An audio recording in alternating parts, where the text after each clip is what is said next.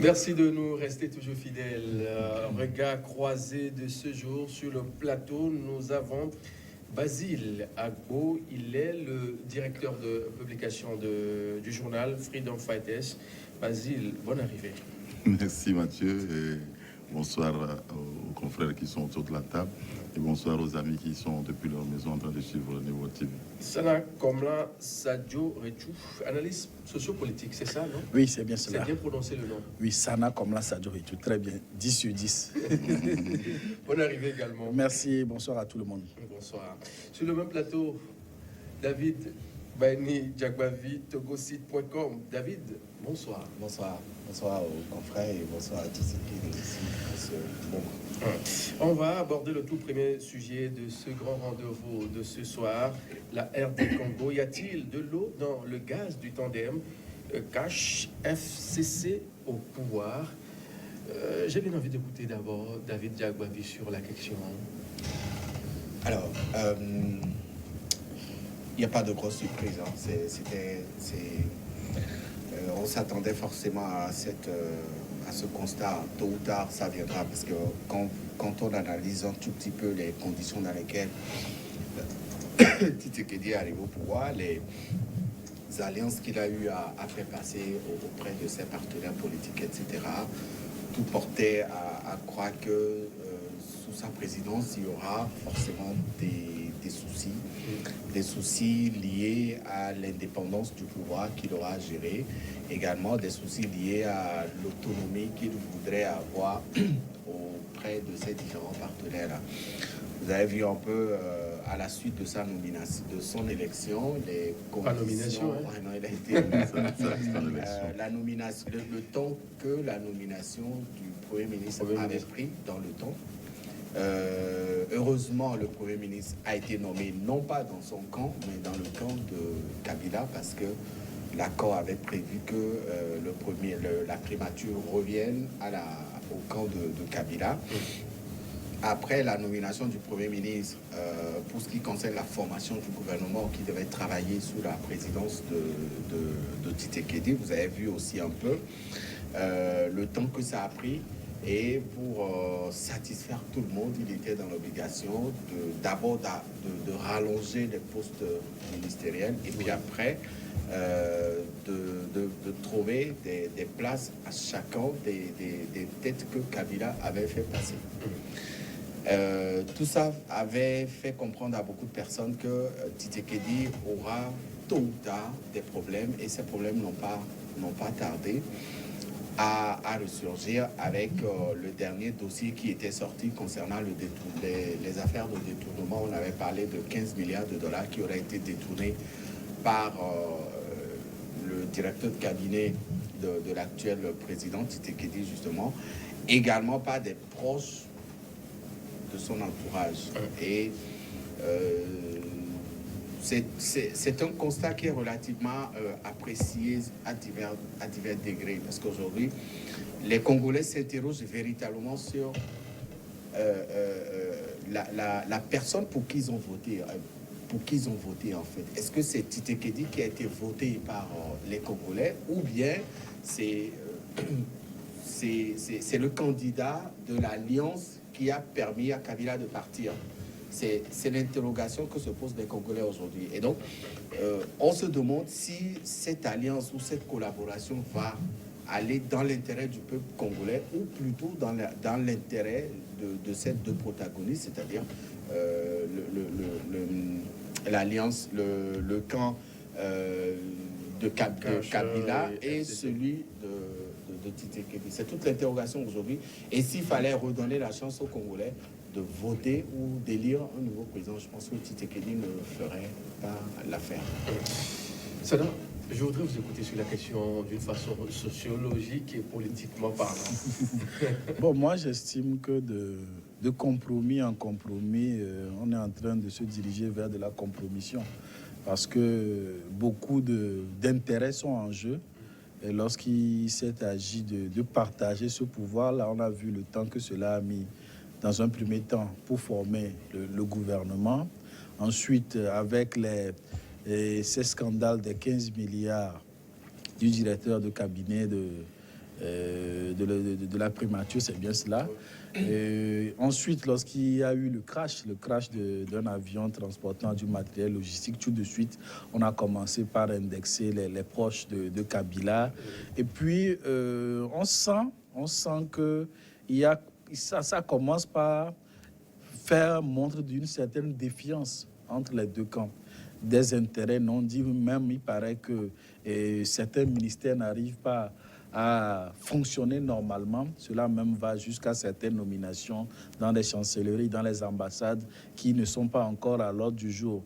Donc aujourd'hui, les proches du Kabila, ils se sentent un peu frustrés et d'avoir permis ou bien d'avoir contribué à mettre quelqu'un, hein, parce que lorsqu'on voit les contours et dans lesquels M. Tshisekedi est arrivé au pouvoir à un moment donné, lui-même il a reconnu qu'il y avait des accords bien avant les élections, tout ça. Donc on sait que s'il est arrivé au pouvoir, ça a été grâce à l'aide, n'est-ce pas, de l'entourage de Kabila. Donc maintenant, il n'a pas les mains libres pour faire ce qu'il veut.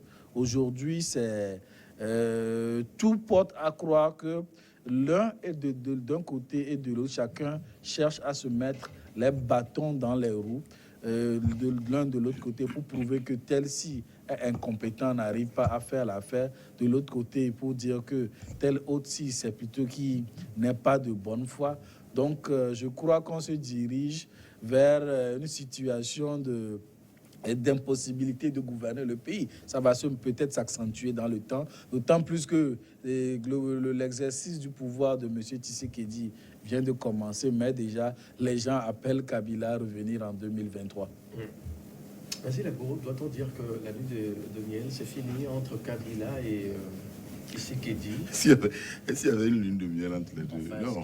Parce qu'en fait, lorsque Kabila encourageait le fait ou bien faisait tout pour que ce soit Tshisekedi qui prenne le pouvoir, Kabila avait déjà son calendrier prêt. Kabila voudrait faire venir quelqu'un qui ne va pas lui faire ombrage et lui permettre donc les années à venir de revenir au pouvoir. Et puis ses partisans le savent. Et donc au jour d'aujourd'hui, voilà que Tshisekedi, il veut prendre ses lettres de noblesse, dire que voilà, c'est moi qui dirige le pays et il faudrait qu'on me laisse les mains libres. Or, l'autre, en l'appelant donc au pouvoir, en faisant tout pour que ce soit lui qui lui succède, avait déjà établi son plan. Et il n'est qu'en train de poursuivre son plan déjà établi et l'autre devait le comprendre. Bon, maintenant, qu'est-ce qui va se passer? L'autre voulant donc prendre donc ses lettres de noblesse, voulant donc être le président, ben, se trouve donc confronté à cette difficulté-là de ne pas être le meilleur, pour que les gens ne disent pas que pendant qu'il est là, il est le meilleur, etc. etc.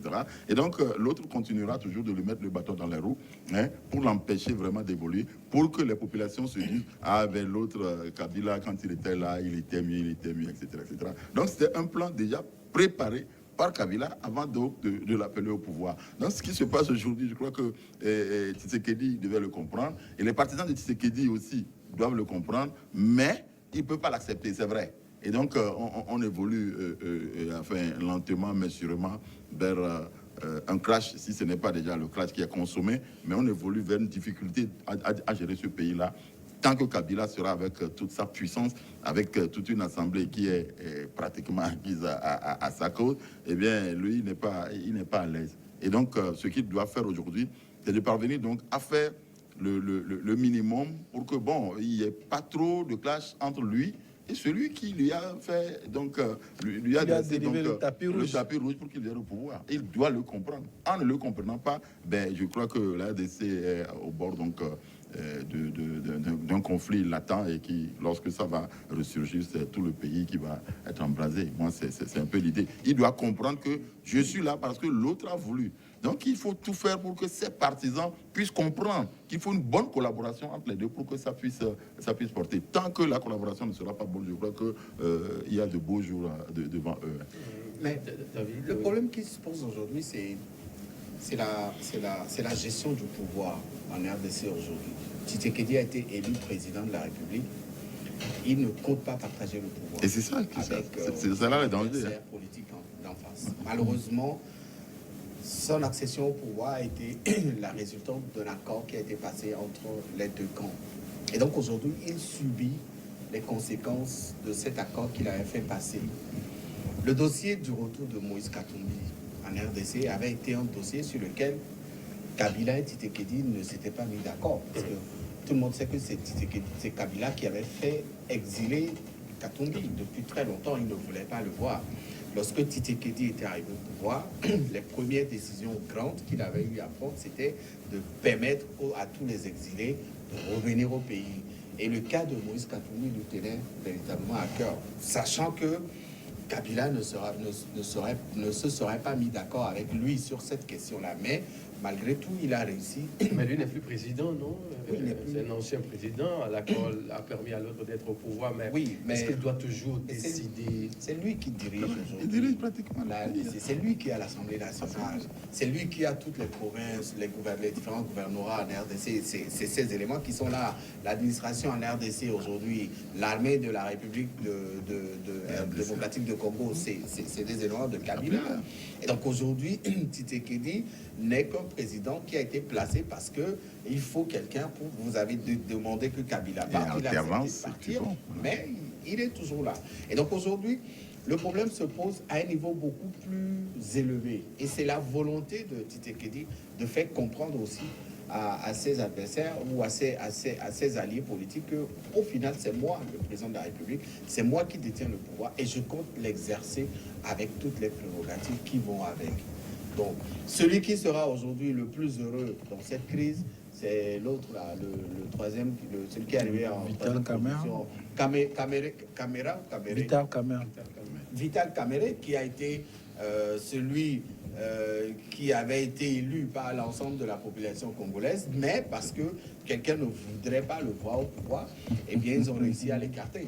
Vous savez les résultats? Il est devenu observateur. C'est ce que j'allais lui demander. Il regarde.